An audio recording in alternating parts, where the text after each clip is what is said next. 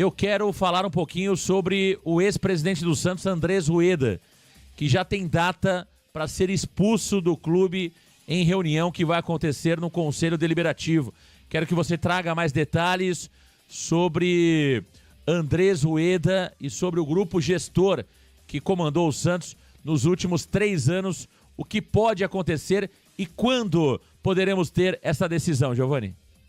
Marcão, o Santos tem já marcada a próxima reunião do Conselho Deliberativo para votar a expulsão de Andrés Rueda e também do seu comitê gestor, Marcão. A situação foi o seguinte: em abril, o Santos votou no Conselho Deliberativo as contas de Andrés Rueda de 2023, que foram reprovadas. Então, ao momento em que as contas do Rueda foram reprovadas, o mandatário e também os membros do comitê gestor já estavam 10 anos sem poderem se eleger a nenhum cargo dentro do clube. Essa situação foi para o CIS, Comissão de Inquérito e Sindicância, que iria julgar para definir se Andrés Rueda deveria ou não ser expulso. E essa definição aconteceu na semana passada e sim, o parecer foi positivo para a expulsão de Andrés Rueda. Agora, no próximo dia 8 de outubro, a data já está definida, então daqui 2 semanas, esse parecer será votado pelos conselheiros para aí sim de vez bater o martelo para a expulsão de Andrés Rueda, José Carlos de Oliveira,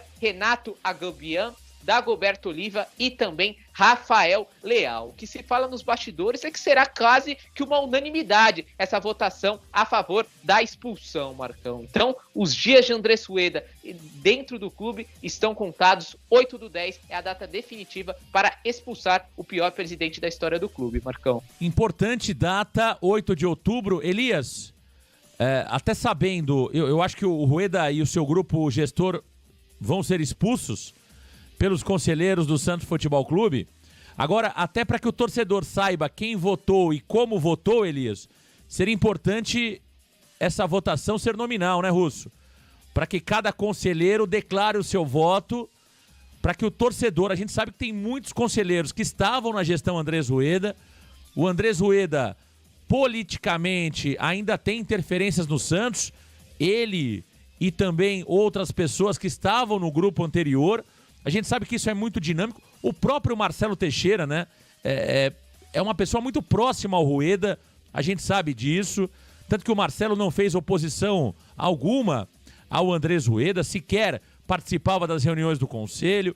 O Marcelo, inclusive, indicou Alexandre Galo ao Rueda no último ano de gestão. Então, existe uma relação boa entre Marcelo Teixeira e Andrés Rueda. Os funcionários da gestão anterior foram todos mantidos, e todos, talvez é um exagero do meu lado, mas em 90% o Marcelo manteve a estrutura do que tinha deixado o Andrés Rueda. Então seria interessante, Elias, que a votação fosse nominal, hein, Russo? Para que todos os conselheiros, de alguma forma, tivessem o seu voto revelado e o torcedor saiba quem votou a favor e quem votou contra a expulsão de Andrés Rueda e dos membros do comitê gestor do Santos Futebol Clube. Russo. Marcão, um dia muito importante para a história do clube, né? Mas infelizmente, justamente por isso que você falou, desses conselheiros que muitos que estão hoje estavam na gestão do Andrés Rueda e apoiaram esse cara até o final, né, do mandato dele. Então me preocupa isso. Eu espero que dessa vez o sócio torcedor possa, né? Infelizmente, democracia no Santos a gente sabe que não existe. Que na última reunião, que era importante, não deixar o sócio-torcedor poder acompanhar também ali, né, a votação, o que cada um tinha para dizer. Então, acho que é um momento importante demais, porque todas essas pessoas que derrubaram o Santos são esses caras os responsáveis, né, Marcão? A maioria desse conselho gestor não trabalhou, né? Tiveram o nome deles ali nesse comitê de gestão, mas a maioria sempre se preocupou com as empresas onde eles trabalham, onde são proprietários, abandonaram completamente o Santos, por isso o Santos chegou onde está hoje. E principalmente o seu presidente, né, que foi o mais incompetente, o cara que viu o barco afundando, não fez nada, né? Tanta gente cobrando, nós da imprensa, algumas reuniões aí feitas, né, muitas cobranças, e o cara não teve o respeito, não teve a dignidade de ter humildade, pelo menos, né, de entender o quanto ele estava errando para não deixar acontecer o que aconteceu. Agora a gente fala também, Marcão, com relação as contas, né, não aprovadas. O Marcelo Teixeira também, né, na última gestão dele, teve as contas reprovadas. Então isso me preocupa, porque infelizmente existe um corporativismo muito grande dentro do Santos Futebol Clube, da diretoria que geralmente está no comando e os que estão ficando para trás. São muitos erros cometidos, muitos dirigentes incompetentes, né, que fizeram tanto mal para o clube, e esses caras vão estar aí votando, então isso me preocupa. Eu gostaria que todos esses fossem tirados definitivamente do Santos para nunca mais fazer parte do clube, mas infelizmente eu temo por isso, exatamente por esse motivo, Marcão. Portanto, dia 8 de outubro é a data que pode decretar a expulsão de Andrés Rueda e dos membros do comitê gestor. Giovanni Afonso, repita, por favor, os nomes de quem, de fato, pode ser expulso do Santos definitivamente. É claro que depois eles podem entrar na justiça, como outros entraram e até conseguiram voltar ao clube, mas podem ser expulsos do Santos no dia 8 do 10. Quem está nessa lista, Giovanni Afonso? São 5 membros, Marcão. Presidente Andrés Rueda, o vice-presidente José Carlos de Oliveira, além dos membros do comitê de gestão, Renato Agopian, Dagoberto Oliva e também Rafael Leal. Então são esses 5 nomes. O ex-presidente do conselho, o Celso Jatene, não será votado. Então apenas Andrés Rueda, José Carlos de Oliveira, Renato Agopian, Dagoberto Oliva e Rafael Leal, Marcão. Perfeito, tá aí o Giovanni Afonso. Quero ler aqui o comentário do Bruno Costa. Varanda era uma pequena ilha de cobranças ao Rueda. Geral se posicionou perto do fim da gestão, quando o barco estava afundando. Bruno, bela lembrança que você teve. O torcedor precisa ter muito claro, e fiquem atentos, porque são os mesmos, em grande maioria, que apoiam. Na verdade, a imprensa, o papel da imprensa não é apoiar a diretoria, não é apoiar dirigente. O papel da imprensa é fazer cobertura do Santos, cobertura daquilo que de fato acontece no dia a dia. Infelizmente hoje, a imprensa, ela virou um negócio que estão comercializando, né, as opiniões. E o que acontece na gestão anterior, o que aconteceu na gestão anterior, acontece na gestão atual. É que tem uma diferença que eu vejo, Elias Cabrini Russo, que na gestão atual do Marcelo Teixeira, por incrível que pareça, por mais que tenham muitos jornalistas ali, né, que claramente, declaradamente, fazem um trabalho para o Marcelo, até porque trabalham nas empresas dele, e eu acho que é natural, mas é preciso que eles deixem claro isso, né? Não fique se esquivando ou enganando o torcedor.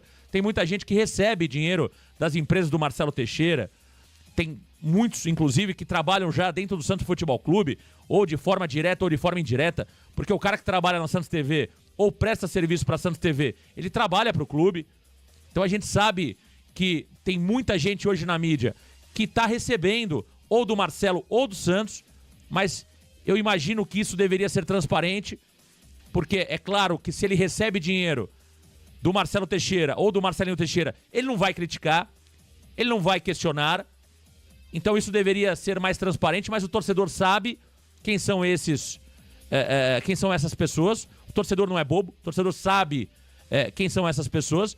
Agora, o apoio da mídia na gestão Rueda, Elias, me parecia muito maior. O Marcelo Teixeira, ele tem mais críticas do que o Rueda, no meu ponto de vista.